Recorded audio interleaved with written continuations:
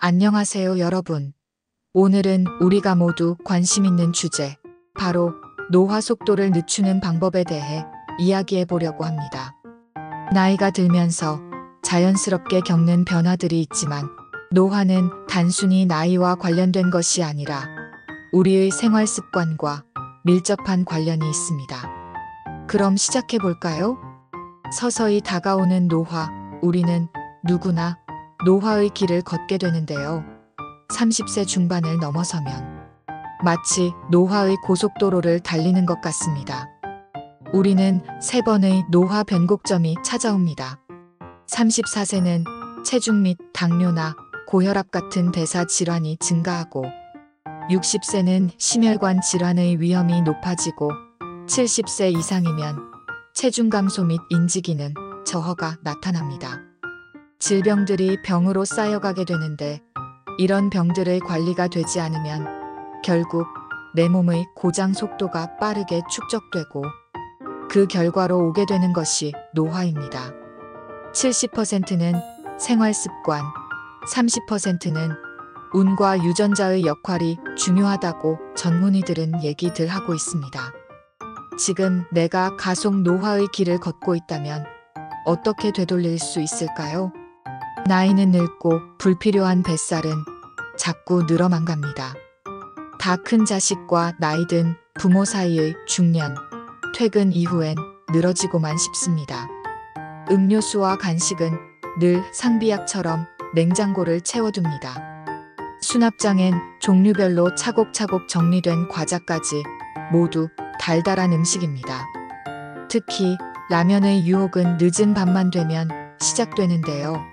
유혹을 떨쳐내기가 어렵고 이렇게 하루하루가 쌓여 어느덧 한계 체중을 넘어서면서 바지 단추가 튕겨져 나가는 일이 발생하게 됩니다. 과도한 음주나 수분 섭취는 한밤중 불면증으로 이어지고 평균 10여 회 정도나 그 이상으로 화장실을 오가게 됩니다. 고혈압, 고지혈증, 당뇨는 대표적 성인병이죠.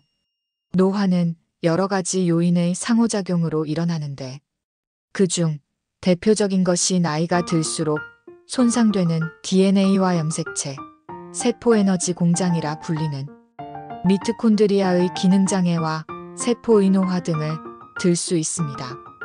그중 세포의 노화는 왜 신체 기능을 떨어뜨리고 병든 몸을 만드는 걸까요? 우리 몸의 세포 안에는 에너지를 생산하는 공장인 미토콘드리아가 에너지를 만들어내는 동안 몸속에 산소 일부가 불안정한 활성산소로 변하게 됩니다.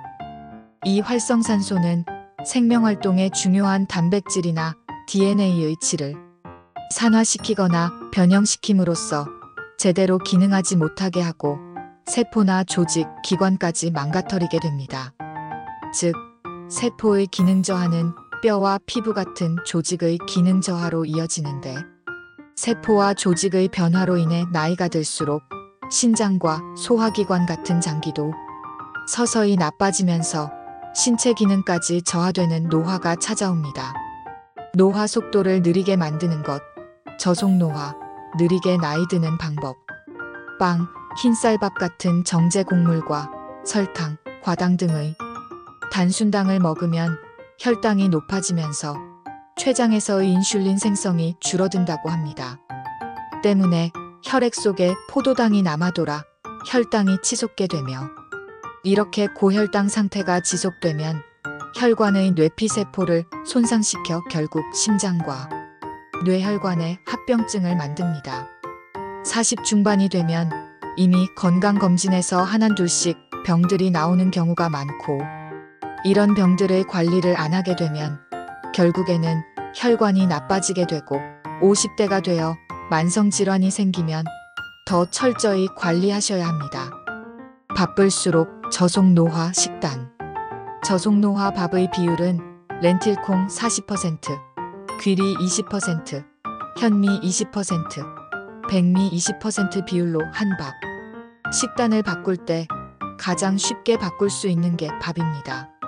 렌틸콩, 서리태, 흑태, 강남콩 등 다양한 콩에는 단백질이 많이 들어있어 혈당이 오르는 속도를 현저히 느리게 낮추어 줄 수 있고 인슐린 분비를 자극하지 않는 장점이 있어 배 꺼짐의 느낌도 훨씬 덜하다고 합니다.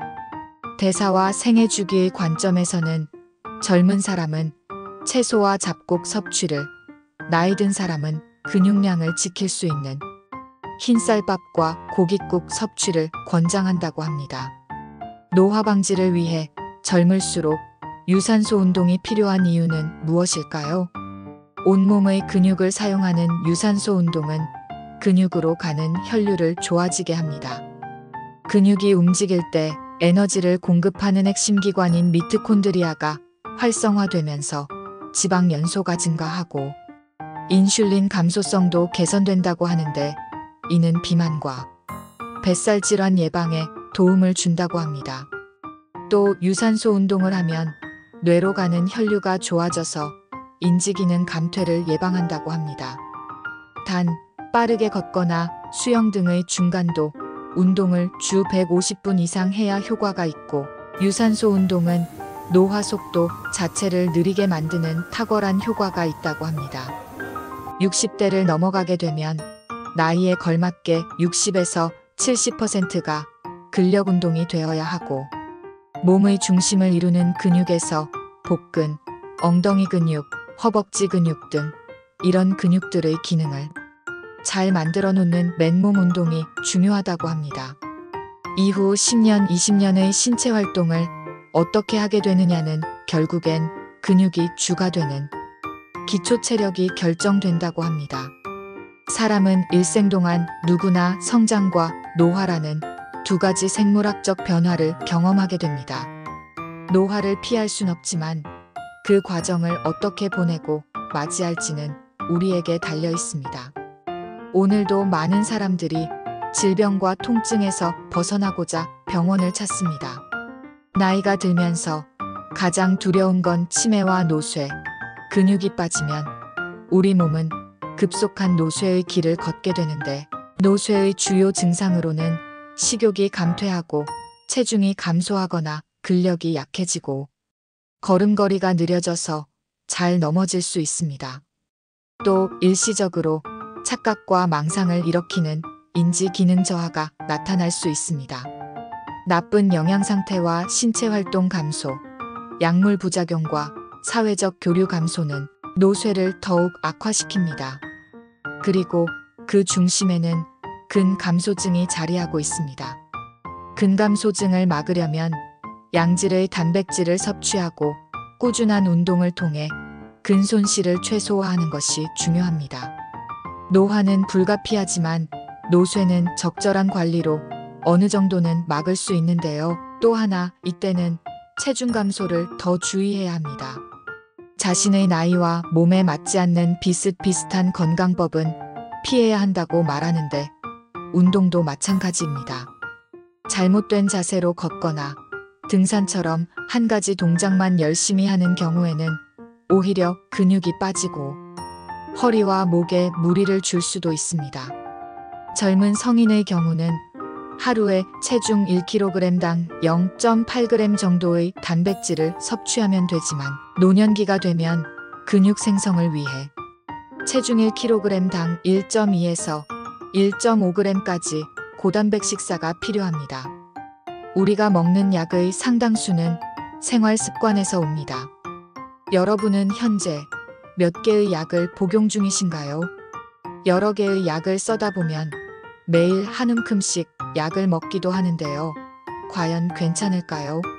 하루에 복용하는 약의 가지수가 5가지 이상이면 다약제 복용, 10가지 이상이면 초다약제 복용에 해당합니다. 우리나라 65세 이상 노인 3명 중 1명은 하루 5개 이상의 다약제를 복용 중인데요. 이 중 하루 10개 이상의 초다약제 복용자도 약 80%에 달했습니다. 특히 초다약제 복용자 중에서 16% 정도는 사용하면 안 되는 노인 부적절 약물을 복용 중이었습니다. 대표적인 노인주의 의약품으로는 비스테로이드성 소염 진통제와 중복 처방 위험이 있는 위산 분비 억제제, 항불안제 등이 있습니다. 다른 의사분들을 만날 때마다 약이 쌓일 가능성이 높은데요. 직전에 복용하던 약물 목록 등을 보여주거나 현재의 질병 상태를 간단하게라도 설명하는 게 슬기로운 의료 이용 방법이 될 수 있고, 또는 나의 주치의 역할을 하는 의사 선생님을 지역사회에서 만들어 두시고 항상 상의하시는 것을 추천드립니다. 느리게 나이 드는 법, 그 열쇠는 각자의 손에 쥐어져 있습니다. 여러분의 삶에 작은 변화들을 적용해 보시고 더 건강하고 활기찬 삶을 누리시길 바랍니다. 지금까지 건강한 삶을 위한 더 많은 이야기 수 채널이었습니다. 이 영상은 2025년 1월 10일 EBS에 방송된 정희원 교수가 알려주는 노화 속도 늦추는 방법 총정리를 참고하였습니다. 구독과 좋아요는 큰 영광입니다.